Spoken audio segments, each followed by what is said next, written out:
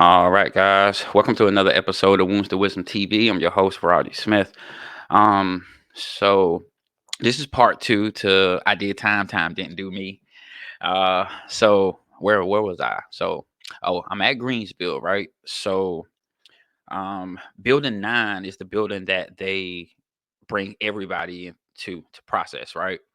So as soon as I get in, so I think at first we have to go upstairs, see the sergeant of the building. Then he basically, well, I don't know what he did with everybody else, but he pretty much asked me, like, I never forget Sergeant Tyler. And anybody that was on Greensville Building 6, no Sergeant Tyler, like, yeah, dude is really, really by the book. He's not going, yeah, he ain't gonna cut you no slack. You know what I'm saying? He literally by the book. Like whatever the IOP or the SOP is, like that's what he's going by. Right? He gonna show no favoritism, no partiality. Like, right. So anyway, he asked me, he's like, Smith, all right, what cell you want to go in, man? You want to go and say it with a Muslim or you want to go and say it with a white man? So I'm like, I guess I'll try the Muslim. You know what I'm saying? Because I figured he was black or whatever. So anyway, so that's when he was like, "All right, you in cell 239."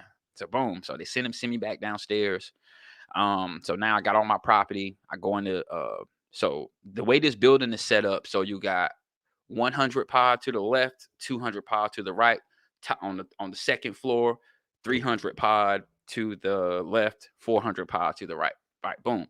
So I'm going and build 200 pod. So I go in, I let the officer know that's in the control booth, like, hey, I'm in 239. You know, I think we had a card or something. I give it a card, Smith, whatever. So she opened the door, pop. She pops the door, boom. I walk to the cell. So I don't know how everybody else was when you going into your spread, like, but for me, like I was scared. I ain't even gonna lie. Like, cause again, you see the movies, you hear the stories when you in jail, like all you hear it all, and you don't know what to expect. So we so anyway, I let her know I'm in 239. And so like for me, like, because again, I'm from North Carolina, but I'm in Virginia, so I have no homeboys, no none of that, no relatives, none of that. So the only people that I know is like the people that I kind of made friends with at the jail, and then the people I got cool with in receiving. So I'm hoping like that I see a familiar face, just so I can just say I know somebody, right? So boom, I'm walking and I see this dude named or Eric is his name or whatever. So I see him. So I'm like, yo, E. I'm like happy that I see somebody, I see a familiar face. So but I noticed that he does not acknowledge me, right? So as I'm walking, I'm like, E, E. So I hear this old head, like he's mopping the floor. He's a power worker. He's mopping the floor. He's like, young blood, come here. So I walk over to him. I still got my property in my hand. I walk over to him. He's like, hey, you know what I'm saying? I don't know where you coming from, but the way we do it around here, man, you can't talk to people's people, right? And I have no clue what people's people means, right? So I'm like, all right, cool. So I just say it just like, all right, I agree. Boom. So I walk to the cell, I walk in my cell, and at this time, um, wait a minute. I said, my bad. Sergeant Tyler, that was in building 6. I'm in building 9. Like this is the processing building. So there is no, I'll tell you about Sergeant Tyler later. My bad. So that was in the Jamaican celly. Like, yeah, that's my bad. That's in building 6 in S2. Right. So mind you, all right, this is S3, building 9. So at this time, I don't have a cellmate. So I walk into my cell. They lock us down for count. Count clears. They let us back out. Right. So the dude E is probably about I'm 239. That's in the corner. The dude E is probably like 234 something. He's a couple doors down. So they pop the doors after count clear. I step out on the tier. I see him come back up on the tier, and he's leaning over the top tier again, over the rails, right, looking down. So I'm like, "Yo, E!" Throw my hands up, "Yo, E!" And somehow the old head that had hollered at me earlier, he's on the top tier, down by the shower, still mopping. Young blood, come here. So I walk down to him. He's like, man, I told you, man, you can't be talking to people. I don't know who you used to know her as, but that ain't her no more. So I'm like, dang, why is this man referring to this dude as a her? Yeah, I don't get it. Still green. Um, so I just at this point, the way he's adamant about it, I'm like, yeah, let me let this go. Um, but it's kind of starting to make sense. Like her, whatever. I don't like. I knew him as a few weeks ago on when we was walking the yard at Powhatan, right? So he's calling him a her now. So I'm like, what's this about? So anyway, we go to Chow. We on standby for Chow. We when we go to Chow, this all right, so boom. This is something that I learned at the jail. When you hit the spread and your first day going into the chow hall, yo, it's not gonna be good for you to be looking around scared, looking for someone that you know to sit down. Your best bet is to sit down at the first open seat. It don't matter who's sitting there, if you by yourself or if it's three people and one, and you take the last seat. Just sit down and eat, right? You don't want to be in the chop because trust me, they're in there and they're watching everybody that just came to the yard. They know y'all just came to the yard because y'all got all state blues on, like fresh straight blues. Like y'all clothes look like they just got pressed. Like, you know what I'm saying? Like they know y'all fresh, right? So, and they looking for the dudes that look scared, right? Mind you, I'm scared, but I ain't about to let nobody know. Plus, I really can't fight, but it ain't even about that because guess what? Being tough in prison don't work. It doesn't because there's always somebody tougher than you. And if you getting jumped, it don't matter how tough you are, right? So boom. So I remember these things. So I sit down, first table I'm at, blah, blah, blah. So child's over, right? I make it so we go back to the dorm, I mean to the building. And I think we on standby for rec. This is like, yeah, this is like the middle rec. So you got like a morning rec, and then you got like a middle rec, and then like like afternoon rec, and then you got like an evening rec. But I think they only did that like in the summertime. Winter time because it gets dark early, nobody's on the yard. So and mind you, this is winter. This is November. So we only got two outside rec periods, the morning and the afternoon, right? So boom. So mind you now, so I remember what dudes told me at the jail. When you get on the yard, first thing you do is when they pop the gates and you go through, just walk straight, follow the crowd, right? You know what I'm saying? So that's what I do. Boom. So I walk around the softball field. It's like a big track, right? So I walk around. So by the time I come back, I see that dude E. He's with his celly. What he's standing, he's yo, E is on his knees serving some cat, right?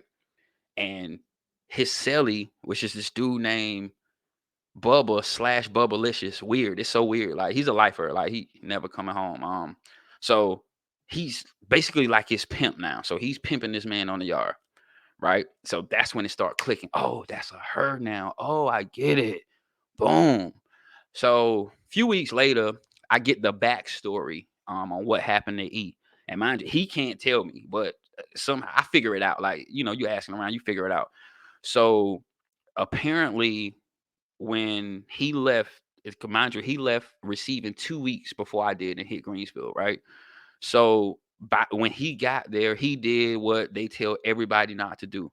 Don't gamble. Mind you, you just coming from receiving, even if you have money in your books, like you ain't got enough property to be gambling, like commissary to be gambling. So anyway, he ran up a tab and couldn't pay. So this is one of the schemes that happens in prison all the time. Like you get on a table, you get the gambling, you can't pay your debt. Whoever that you owe probably gonna buck on you like, yo, I need my money, whoop whoop, whatever. Somebody gonna come to your rescue. That's dangerous. When somebody comes to your rescue, like, yo, how much he owe you? I'm gonna pay it. So apparently, his cellmate, Bubba, pays his tab, pays his tab. Then and of course he's like, you can just take care of me on commissary day. But guess what? Don't nobody want that commissary, bro. They want something else. They always gonna want something else.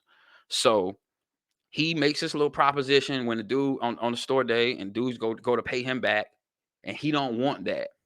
So I think he make his proposition. He refuse.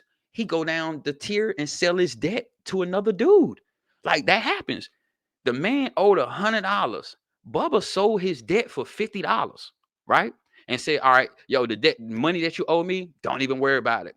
You owe him now. Yo, and it's like, when he approach you, it's like you already know what time it is. Like, you know, like, yeah. So he was a booty bandit, right? So the next commissary time, now it's time for him to pay.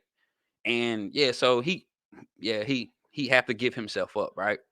So so he take E, right? Whatever. Um, and then somehow the dude that dude sailed the debt back to Bubba, his cellmate. So now Bubba owns him, and that's how he ended up being Bubba's pimp. I mean, Bubba ended up being his pimp. It's crazy.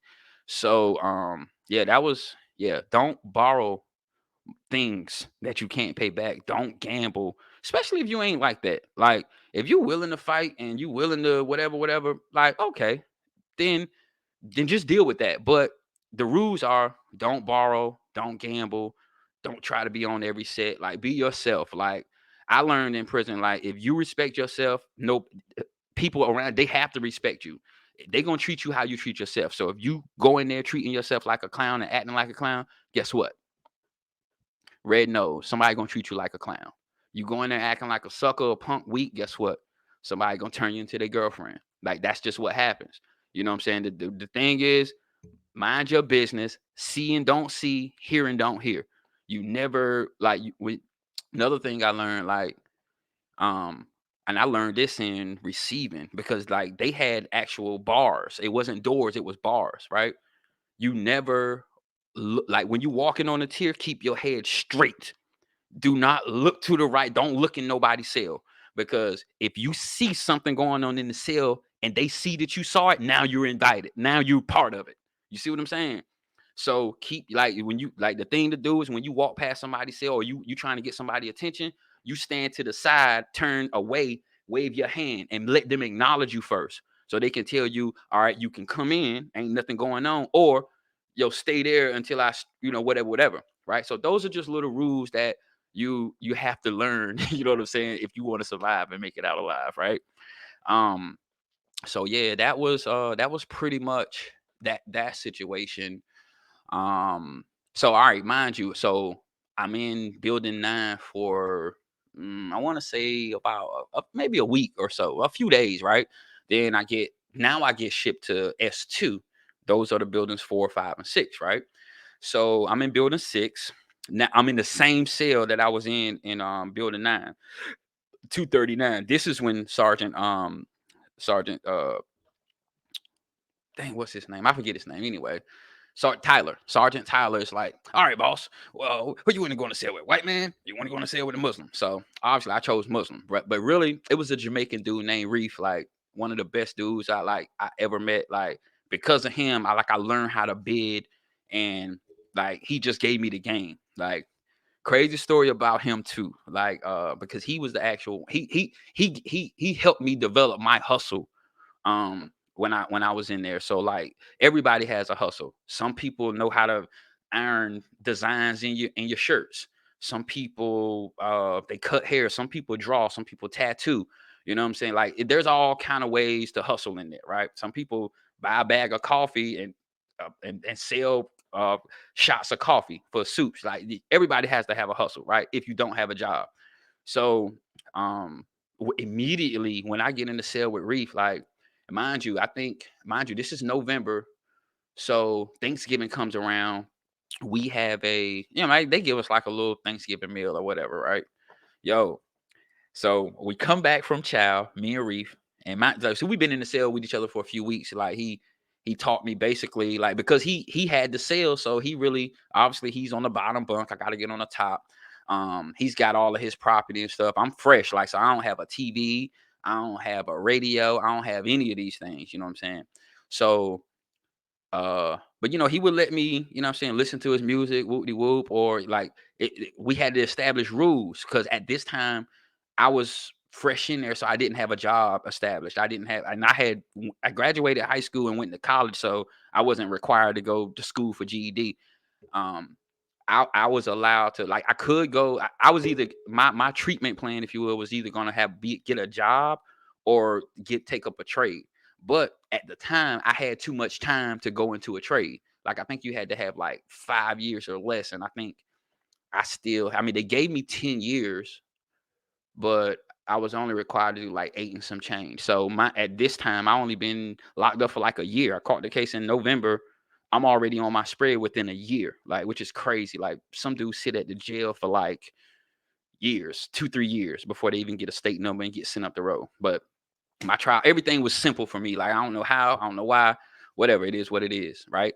So I don't have a job. So the rules were like, I can be in the cell chilling, you know what I'm saying, go to rec, whatever, whatever, while he's at work.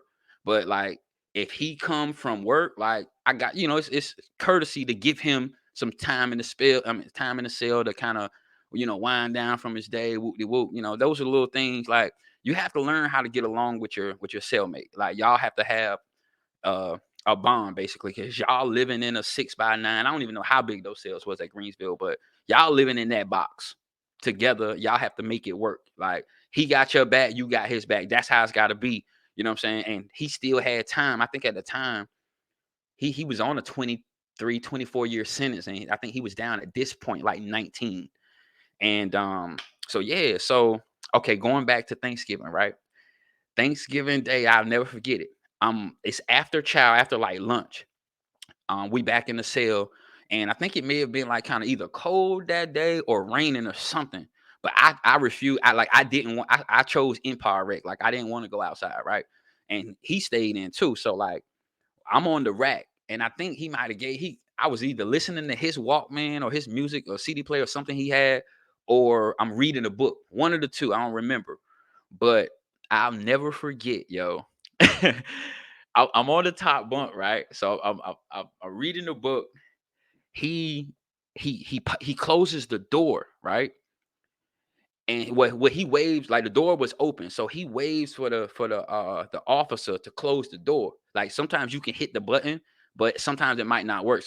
Sometimes the button, it depends. Sometimes the buttons work, sometimes they don't. So anyway, he's waving to the CO to close the door.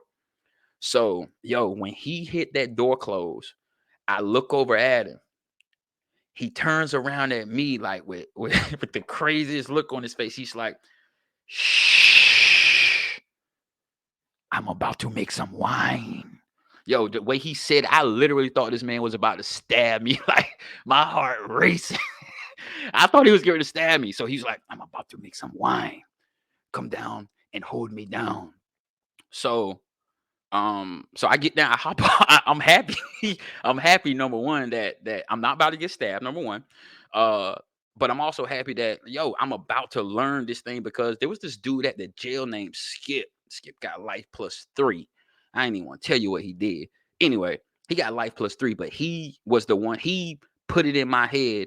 The first thing he was doing when he got to his spread, wherever he was going to make some buck. Like, and he gave me the game, because it's all science. Like, he gave me the game on how to do it, and I remembered it. So when I'm watching Reef, like, do the thing, I'm like, yo, he's doing it how he's doing it, right? Uh so anyway, he processed, so he doesn't he at this point, he's doing it with like oranges, soda, and candy. Like, that's the base on what we do. The fruit is your engine. Like, that's what you're gonna use to ferment. The sugar is gonna, where the fermentation is gonna eat up the sugar you put on it and turn it into alcohol, right? So that's how alcohol is made. So, boom. So I'm watching the process, right? So, and this was the day, like, he brought it up. So this is what they call it. I'm about to bring it up, right? So we got like rubber gloves that we use to. This is how we bag it up. Now they sell us cups, like 16-ounce tumblers. You can get one of those tumblers, um full of wine or full of buck, for like a pack of cigarettes, 2 packs of blacks, because we could smoke on the yard at this time. So so boom, like, he bring up like 2 gallons. So I help him, I'm burning incense, to make sure if the police come down the tier, they don't smell the alcohol. And then we had this thing where we used to do a draft, like, we would, like, because again, our cell was like right next to the vent, because we were in a cell that didn't have, like, we didn't have AC. So they had fans and exhaust, and the building's gonna be cold in the winter. Walls gonna be sweating, and it's gonna be hot in the summer. Like, that's just what it is. Like, you'll learn to get used to being hot and being cold. That's just what it is, right? So so boom. So he brings it up, and I help him, get it to the yard, or distribute it, if you will. So, and then he gave me a couple cups. I got drunk. So then he was like, he basically told me like, hey, if you want to survive in here and you don't have people sending you money, and you don't have a job yet, yo, this is learn how to do this. I'm gonna show you how. So he gave me the game, told me how to sneak oranges out of the out of the chow hall. And then obviously you're gonna go to commissary and buy your soda. You're gonna buy your candy. That's your sugar, right? So he gave me the game on all of that. So yeah, that's pretty much how I did my bid. I got so good at it that like I started making the best hooch on the yard. Like they knew S2. If you was on S2 from 2006 to 2009, yo, nobody made hooch better than me. Like I don't care. Like you can ask the lifers like Popeye, Van, Baba. Like these are all lifers. You know what I'm saying? That held me, like I had high regards with them, like because I made the best hooch and you wasn't gonna get sick. You wasn't like I streamed mine off so there was no pulp in it. Like I just made good quality stuff. And like yeah, I had it to the point where you couldn't sell your hooch on the yard until mine was gone. And I had like dudes on the other side of the fence mad, whatever, but couldn't do anything because the lifers had my back. Reef, all these guys had my back. Like they basically let it be known on the yard, like Carolina good with me. Like, like I would never forget it. Van made a statement on the yard, like, yo, I ain't never leaving this joint. Carolina get me off the yard. And he get me off right. Like he get me right. It's always good. So y'all gonna leave him alone, whoop de whoop. And mind you, like, I kind of, what I'm saying, I'm a nobody on the yard at this time, but once that happened, that kind of like elevated my status. Like dudes knew me on the yard, like, yeah, that boy right there make that. You know what I'm saying? Like, so it used to be just me and Reef at one point. Then it got to the point where he got 5 gallons in the cell cooking. I got 5 gallons in the cell cooking. You know what I'm saying? So, and I never got caught. Like the whole time doing that. Even when I went to Greens, Baskerville, like, there's some dudes that can vouch too. Like I put out that pressure on the yard. But anyway, that was that was just how I survived, right? Um, but yeah, definitely got more stories. I'm definitely gonna do a part three. Um, yeah, I got hella stories. But yeah, that was pretty much essentially how I made it and navigated through my bed, right? So again, I got more to talk about. If you like this video, please like it, subscribe to it, and share it with people. Like I got mad stories I want to share with y'all. So that's it for the day. I'll be back with another video soon. So until then, peace.